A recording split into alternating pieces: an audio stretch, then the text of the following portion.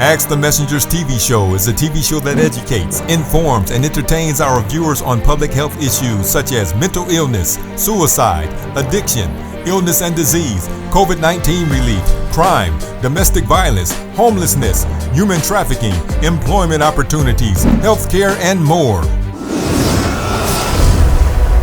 And now, Ask the Messengers.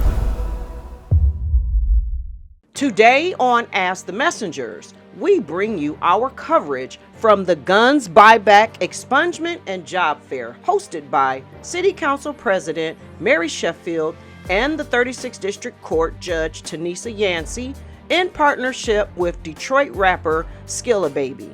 Our coverage includes interviews with Judge Yancey, Council President Sheffield, several providers offering services at the event. Also, Christine Burkette is the Director of Digital Equity and Inclusion for the City of Detroit.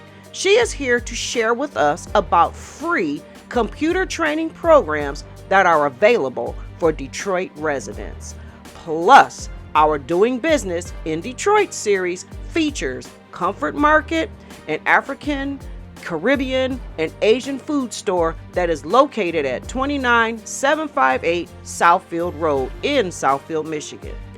And we celebrate Women's History Month by honoring the contributions of women in history, and we share the story of Grace Lee Boggs. Ask the Messengers begins now. I am here with Councilwoman Mary Sheffield, who is always active in the community, changing our city of Detroit. And this program here, it is wonderful, it's beautiful, it's huge. Tell me a little bit about the gun buyback program. Tell me about the expungement program and what you had to do to get here. I'm sitting here nervous. She's so beautiful. You guys listen, she's so beautiful and smart at the same time. You see me just blundering over my words. It's such an honor and a privilege to finally be next to her and to have this presence in front of me. It's just, seriously, it's a blessing. You guys, just tell me a little bit about the program, and I'm just honored. This is amazing. I'm sorry to cut you off, please. But we are super excited. I'm just like you. I'm just energized and pumped because we are really like changing lives today. Yes. And I was on my way here and I saw a young man. He had all of his paperwork in the car. He was like, here's my record. I'm trying to, and it made me feel full because we literally have so many young people in our city that want to do the right thing.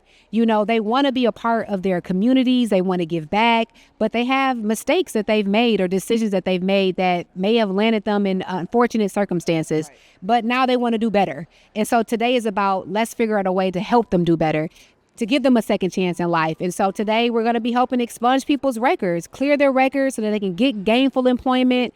They can turn their guns in if they want to. It's voluntary, and get a job. And that's really what today is about. It's about hope and about providing resources and opportunities for the residents in our city.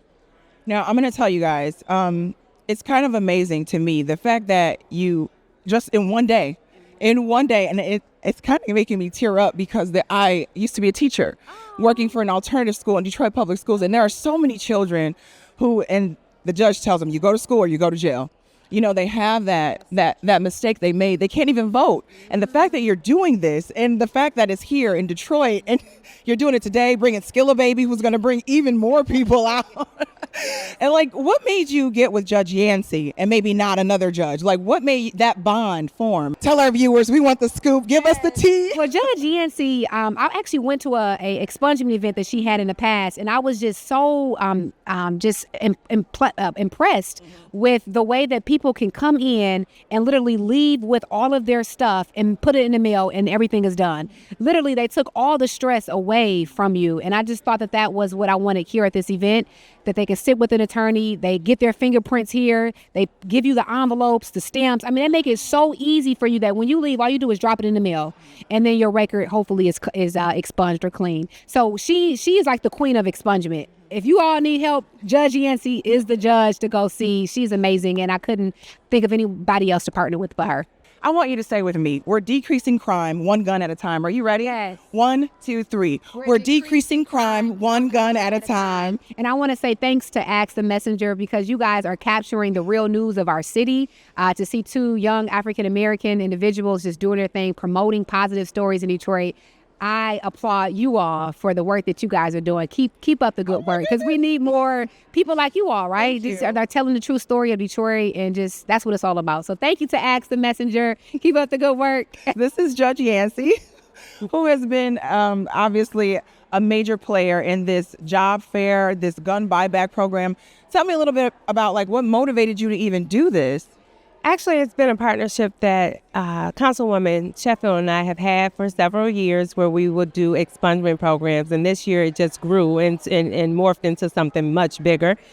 Typically, the gun buyback isn't a part of it, but it is a great addition to the program, because we're keeping people safe and keeping guns off the street at the same time, making sure that people who have made some mistakes in their life, such as I, have an opportunity for second chances.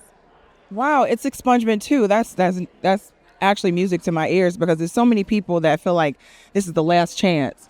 There's so much going on. You guys are decreasing crime one gun at a time. I mean, I know this is hard. Tell me about like something. What did it take to get this put together, to get it here, maybe even at this venue? I don't know. Lots of meetings, lots and lots and lots of meetings, and a lot of rearranging of schedules. And we worked with, obviously, the artist Skilla Baby, whose schedule is very hard to coordinate, as well as mine, and Councilwoman Sheffield, those are three very busy people. So being able to meet and get things on the calendar, being able to make sure that a facility was available. We thank Bear Rock for allowing us to have this facility at no cost, because that is a huge thing as well. When you're trying to put on an event of this size, you need to have the space that people can maneuver. We need the privacy to make sure that attorneys are able to talk to their clients with privacy. And so that was a huge part of it as well. But we are happy and thankful for all the partnerships that we've had to be able to put something on like this. I am here with Dwayne, one of the attorneys. Just tell me a little bit about like your involvement with this particular fair. Well, we're doing the expungements, trying to give back to the community, to give those that have felony convictions, even misdemeanor convictions, a second chance. Oftentimes our community is excluded. We're over-incarcerated as it is. So, by volunteering and giving back, so they have a second chance to get felony and misdemeanor convictions taken off their record, it gives them the opportunity to do a whole host of things. Better housing, better employment, just feel better about themselves. Everyone makes a mistake sometimes early in life, and you shouldn't have a scarlet letter of a felony that forever bars you from certain institutions within this country. Yeah, I've seen you before. Tell our viewers your name and kind of like what you do to help the community, because you're here. My name is Danny Harani. I'm the Director of Community Development for Team Wellness Center. We are the largest mental health organization. We currently have a large program on juvenile justice. We do jail diversion program with the juvenile courts. Our job is to ensure that the kids do not end up from JDF into the Michigan Department of Corrections. And so we partner with the state and the county. And it's a one-of-a-kind program that the entire state, I think, should emulate. And I believe when we just had the lieutenant governor at our facility sign the new juvenile bill. It's important. We believe in the Frederick Douglass theory of it's easier to build strong children than fix broken men. And the kids in that program deserve every chance. The same chances as the kids, and I love saying this, and I'm going to say it now for you. They deserve every chance as any kid in West Bloomfield or Birmingham. And we are going to make sure they have that chance. Hi, well, good morning. My name is Jameson Harris, and this fair is amazing. We've got a lot of people coming in and getting their issues addressed quickly. It's really organized. And this is different than a lot of fairs that I've been to, so I'm really excited to participate today. Now, Jameson, right? Yeah. Okay, Jameson, you told me before that you're a law student. Now you're in there with the lawyers, with the attorneys while they're doing these expungements. What kind of feeling does that kind of give you? Sure, it really inspires me just to see so many attorneys in one space, especially black and brown ones, right? So being that I'm going to graduate in about a year, it really allows me to see where I could be in the next year or two. So I'm excited to be here and just feeling inspired and encouraged, Everybody, all you viewers, let me tell you, we give you the most cutting edge information. We not only inform you, we entertain you, but we have more information for you. I am here at Comfort Market, and I'm going to be honest, I didn't even know this place was here. You walk in this door and you get a taste of African and Caribbean culture, and I mean, it's amazing. Tell me your names and how long you've been in business. My name is Comfort, and we have been in business for 4 years now. 4 years. 4 years. And tell me your name. I'm Bernice. And Bernice, your relation to one another? She's my daughter. And I'm telling you, this woman, she looks great. Do you hear me? I'm going to tell you. So you've been in business all this time. What kind of milestones have you guys had to overcome? Well, we got into business right at the start of the pandemic, and knowing that the pandemic affected a lot of businesses, we are just grateful that we are still standing. One milestone that we recently had is that since we're expanding, we've been able to afford employees. So we just hired somebody to join our team, and we're excited about that to continue to grow. Hopefully, our prayer is that we continue to grow so that we have jobs available to the community. That's amazing. That is so amazing, because infrastructure, like how you build communities, is giving out jobs. And what made you guys open up your business here? Now, you're in the middle, it's the center of a lot of places. Yes. Do you know? Yes. So this woman right here has always had the passion to serve and a love for food and all things pertaining to culture and food. So we were like, why don't we bring this experience to a thriving and diverse community such as Southfield, where not everybody can afford or have the luxury to travel to Ghana or Nigeria or Jamaica. So we brought the experience to you. You can come in, find different groceries, and if you come in and you feel lost, you don't know what to get or what to eat, we have a recipe wall for you, so you can look and find what interests you and go home and make a delicious dish for yourself. I'm gonna be honest. I don't know how to cook oxtail, you all. I don't know how to cook jollof rice, but they have it here, and you have rows and rows of items. But what item sells the most? The bitters.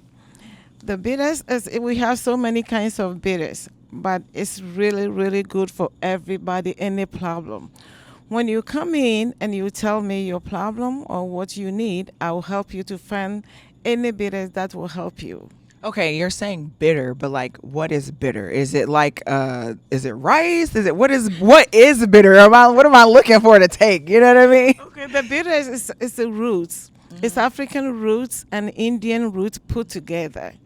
And it's bitter. That's how we call it bitters. It's bitter. It doesn't taste good. But it doesn't taste good, but it's good for your body. You know, we always, because we always like sweet, but the sweet is killing us. But this medicine is bitter, but when it gets into your system, it does so many things. And the problem that you have, and you got the right thing, you will get rid of it. Okay, wait. Because like you had me at, it's like a cure-all. Yes. This right here, you saying bitter is like a natural medicine. Yes, it's a cure.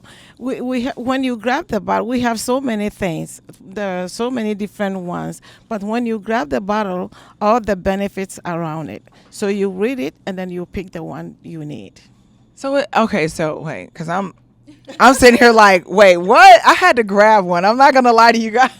I grabbed one. I grabbed a bitter just to show you. And this is what it looks like, right? And it's not just one bottle. No, different kinds of bottle, different kinds of bitters. But this one is sea moss. Okay, so I'm telling you guys, this sea moss, it is a cure-all. Fibroids, anemia. Hold on a minute. What else is in here? It's a long list. Colon cleansing, impotence. Was I able to say that online? Aches and pains. Let me tell you, because it happens. Diabetes happens.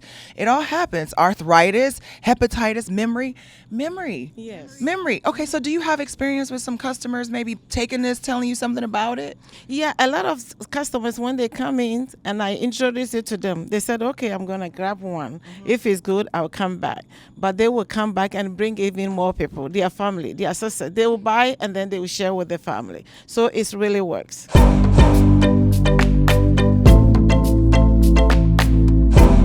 Research shows that online gamers are at higher risk to become problem gamblers. I'm the GOAT. Make sure the young people in your life don't level up their gaming to a gambling problem.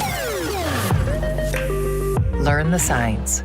Game over. This is Tina Nelson for Ask the Messengers, and today we are hanging out at the Boys and Girls Club of Southeastern Michigan, hanging out in the Lift Zone. So I am so happy. Please introduce yourself to our audience. Hi, my name is Christine Burkette. I'm the Director of Digital Equity Inclusion for the City of Detroit.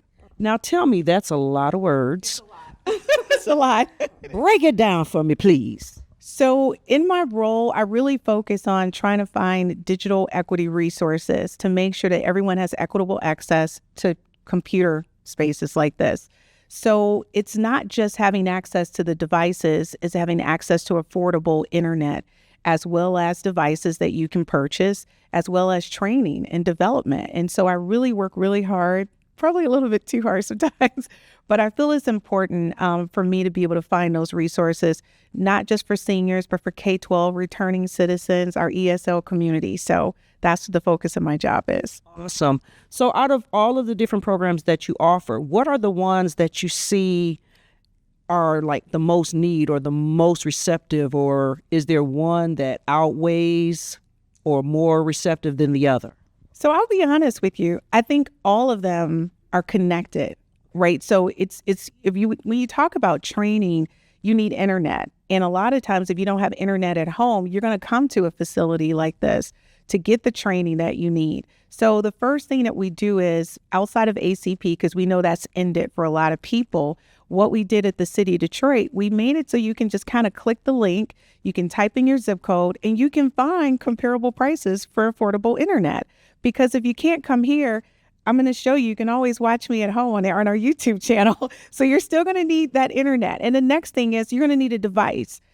You can watch us on your smart TV by just going to your YouTube channel and putting in the search to Detroit Digital Equity, but you won't be able to interact with us. That means working on your resume or looking at how you can create a Gmail account. So it is important that you have, a device to work with.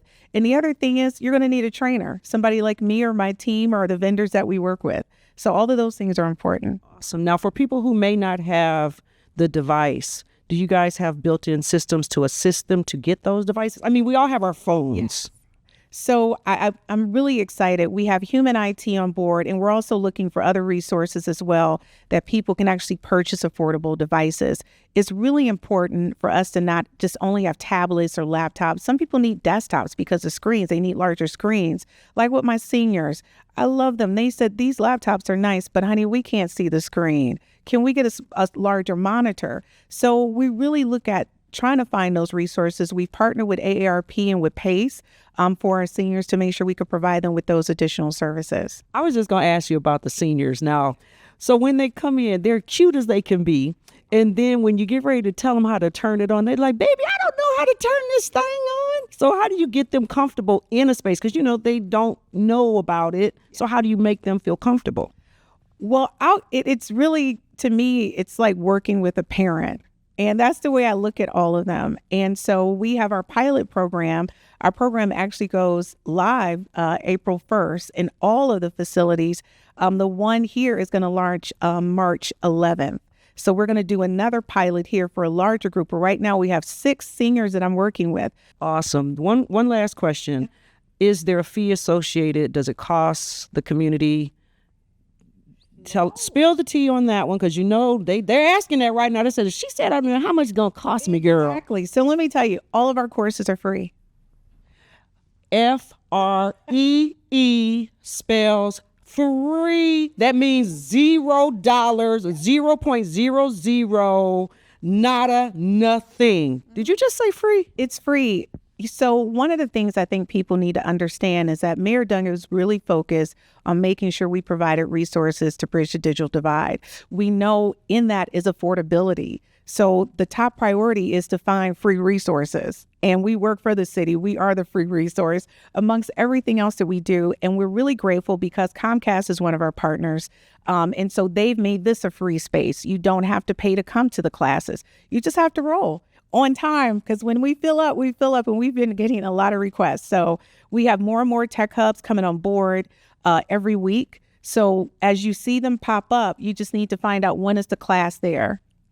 And starting out, we're going to be starting out with 4 hours a day at each tech hub. But as we grow, that number is going to reduce because we're not going to be able to go do 4 hours every day at every tech hub. But what we are going to do is at least to try to get 2 hours in at every tech hub and keep it on a rotation, because my job is to make sure that everyone out there has access to bridge the digital divide. To learn more about the Digital Equity and Inclusion Program and other programs offered to the City of Detroit residents, visit www.detroitmich.gov.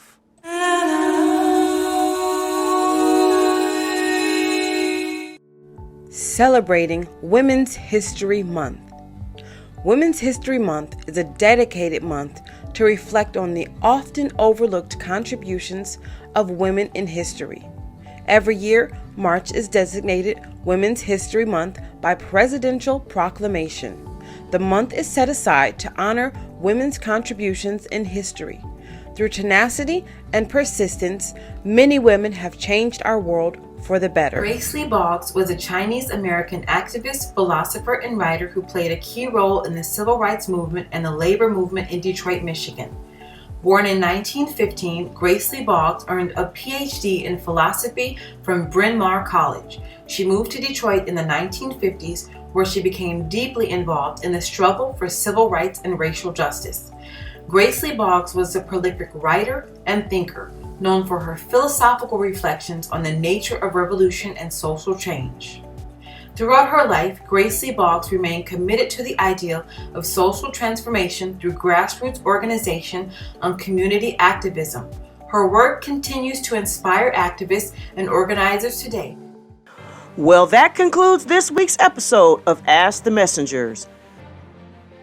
We also invite you to follow us on Facebook, Instagram, Twitter, and to subscribe to our YouTube channel. If you would like to help support our show, please feel free to make a donation of any kind by visiting our show website, www.askthemessengers.org. If you prefer to mail donations, please make check or money order payable to Ask the Messengers TV show and send it to 18400 Schaefer Highway, Detroit, Michigan 48235.